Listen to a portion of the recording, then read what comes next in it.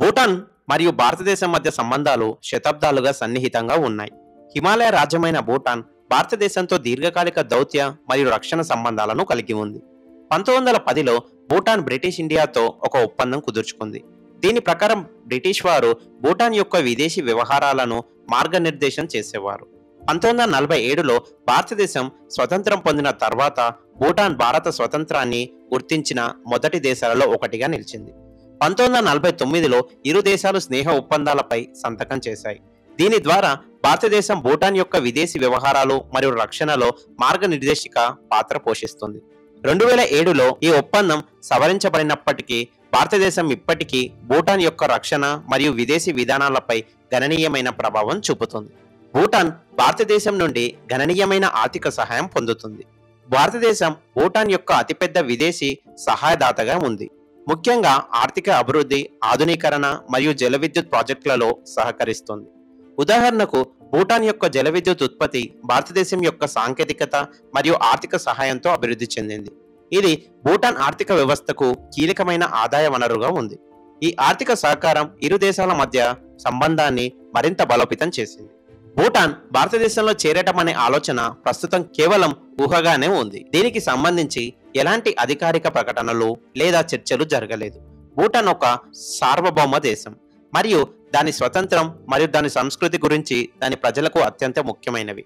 భూటాన్ యొక్క రాజ్యాంగం మరియు దాని గ్రాస్ నేషనల్ హ్యాపీనెస్ ఫిలాసఫీ దాని స్వతంత్ర గుర్తింపును బలపరుస్తుంది. భూటాన్ ప్రజలు మరియు ప్రభుత్వం తమ సాంస్కృతిక, రాజకీయ మరియు ఆర్థిక స్వతంత్రాన్ని కాపాడుకోవడానికి కట్టుబడి ఉన్నారు. అయితే భారతదేశం మరియు భూటాన్ మధ్య ఉన్న దృఢమైన సంబంధాలు కొన్నిసార్లు భూటాన్ యొక్క స్వాతంత్రంపై ప్రశ్నలను లేవలెత్తనున్నాయి. భూటాన్ యొక్క విదేశీ విధానం మరియు రక్షణలో భారతదేశం యొక్క ప్రభావం కారణంగా కొందరు భూటాన్ను భారతదేశ రక్షిత రాజ్యాంగంగా భావిస్తారు. అయినప్పటికీ భూటాన్ భారతదేశంలో చేరడం అనేది రెండు దేశాల సార్వభౌమాధికారం, అంతర్జాతీయ చట్టాల పరంగా సాధ్యపడే అంశం కాదు.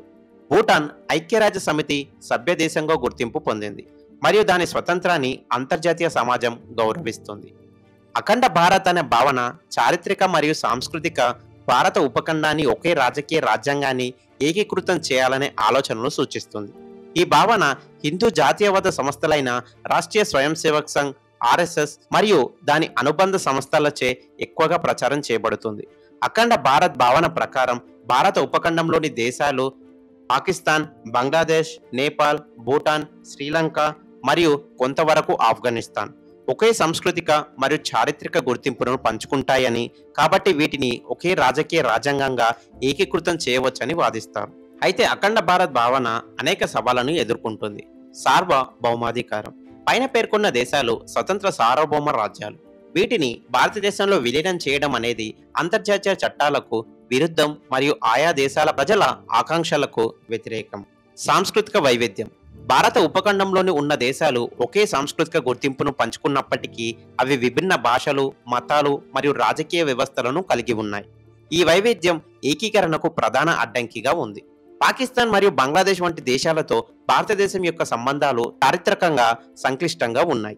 ఈ దేశాలను భారతదేశంలో విలీనం చేయడం అనేది సైనిక మరియు రాజకీయ దృష్టిలో అసాధ్యం. అఖండ భారత్ భావనను అమలు చేయడానికి చైనా, యునైటెడ్ స్టేట్స్ మరియు రష్యా వంటి శక్తివంతమైన దేశాల నుండి తీవ్రమైన వ్యతిరేకత ఎదురవుతుంది. అఖండ భారత్ భావనను ఒక రాజకీయ లక్ష్యంగా కంటే సాంస్కృతిక మరియు భావోద్వేగ ఆకాంక్షకు చూడవచ్చు. ఇది భారత ఉపఖండంలో శాంతి, సహకారం మరియు ఆర్థిక ఏకీకృతం కోసం ఒక ఆలోచన కాదు, కానీ దాని రాజకీయ రూపం అనేది వాస్తవికరంగా సాధ్యం కాదు. భారతదేశం యొక్క విదేశీ విధానం మరియు రక్షణ వ్యూహం దక్షిణాసియాలో స్థిరత్వం, భద్రత మరియు ఆర్థిక అభివృద్ధిని పెంపొందించడంపై దృష్టి సారించింది. భూటాన్తో సంబంధం ఈ వ్యూహంలో ఒక కీలక భాగం. భారతదేశం యొక్క భూటాన్ విధానం కింది అంశాలపై ఆధారపడి ఉంది. భూటాన్ యొక్క రక్షణలో భారతదేశం కీలక పాత్ర పోషిస్తుంది. భారత సైన్యం భూటాన్ సైనిక శిక్షణ మరియు సామర్థ్య నిర్మాణంలో సహాయపడుతుంది. 2017లో డోక్లాం ప్రతిష్టంభన సమయంలో భారత సైన్యం భూటాన్ భూభాగంలో చైనా రోడ్డు నిర్మాణాన్ని అడ్డుకుంది. ఇది ఇరు దేశాల మధ్య రక్షణ సహకారాన్ని ప్రదర్శించింది.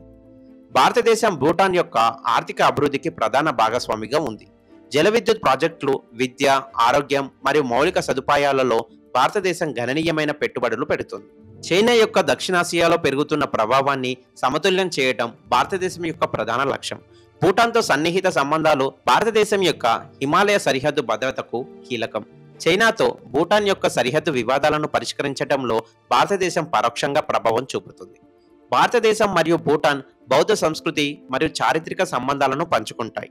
బౌద్ధ తీర్థయాత్రలు, సాంస్కృతిక వినిమయాలు ఇరు దేశాల మధ్య బంధాన్ని బలపరుస్తాయి.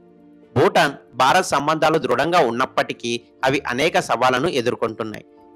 చైనా భూటాన్తో సరిహద్దు చర్చలను కొనసాగిస్తుంది మరియు దక్షిణాసియాలో తన ఆర్థిక మరియు రాజకీయ ప్రభావాన్ని విస్తరించడానికి ప్రయత్నిస్తుంది. భూటాన్లోని కొన్ని వర్గాలు చైనాతో సంబంధాలను మెరుగుపరుచుకోవడానికి ఒత్తిడి చేస్తున్నాయి. ఇవి భారతదేశానికి సవాల్గా ఉంది. భూటాన్ తన స్వతంత్ర గుర్తింపును కాపాడుకోవటానికి మరియు విదేశీ విధానంలో స్వతంత్ర నిర్ణయాలను తీసుకోవటానికి ఆసక్తి చూపుతుంది. ఇది భారతదేశం యొక్క ప్రభావాన్ని కొంతవరకు పరిమితం చేయవచ్చు. భూటాన్ యొక్క ఆర్థిక వ్యవస్థ భారతదేశంపై గణనీయంగా ఆధారపడి ఉంది. ఈ ఆధారం భూటాన్ యొక్క స్వతంత్ర నిర్ణయాలను ప్రభావితం చేయవచ్చు. అయితే ఈ సవాళ్లతో పాటు అనేక అవకాశాలు కూడా ఉన్నాయి. భారతదేశం భూటాన్తో సహకారాన్ని మరింత బలోపేతం చేయడం ద్వారా దక్షిణాసియాలో తన రాజకీయ మరియు ఆర్థిక ప్రభావాన్ని పెంచుకోవచ్చు. జల విద్యుత్, పర్యాటకం మరియు విద్య వంటి రంగాలలో సహకారం ఇరు దేశాలకు పరస్పర ప్రయోజకరంగా ఉంటుంది. భూటాన్ భారతదేశంలో చేరడం అనేది ప్రస్తుతం ఒక ఊహంగానే ఉంది మరియు దీనికి సంబంధించి ఎలాంటి అధికారిక చర్చలు లేవు. భూటాన్ ఒక సార్వభౌమ దేశంగా తన స్వతంత్ర గుర్తింపును కాపాడుకోవడానికి కట్టుబడి ఉంది. అఖండ భారత్ భావన సాంస్కృతిక మరియు భావోద్వేగ ఆకాంక్షగా ఉన్నప్పటికీ దాని రాజకీయ రూపం వాస్తవికంగా సాధ్యం కాదు. భారతదేశం యొక్క వ్యూహాత్మక లక్ష్యాలు భూటాన్తో సన్నిహిత సంబంధాలను కొనసాగించటం, రక్షణ మరియు ఆర్థిక సహకారాన్ని బలోపేతం చేయడం మరియు చైనా యొక్క ప్రభావాన్ని సమతుల్యం చేయడంపై దృష్టి సారించింది. భవిష్యత్తులో భారత్ మరియు భూటాన్ మధ్య సంబంధాలు మరింత బలపడే అవకాశం ఉంది. కానీ ఇది రెండు దేశాల సార్వభౌమాధికారాన్ని గౌరవిస్తూ పరస్పర సహకారం ఆధారంగా ఉంటుంది. అఖండ భారత్ ఒక ఆదర్శంగా కొనసాగించవచ్చు, కానీ దాని అమలు అనేది సంక్లిష్టమైన రాజకీయ, ఆర్థిక మరియు అంతర్జాతీయ సవాళ్లను ఎదుర్కొంటుంది. భారతదేశం యొక్క విజయం దక్షిణాసియాలో శాంతి, స్థిరత్వం మరియు సహకారాన్ని పెంపొందించడంలో ఉంది.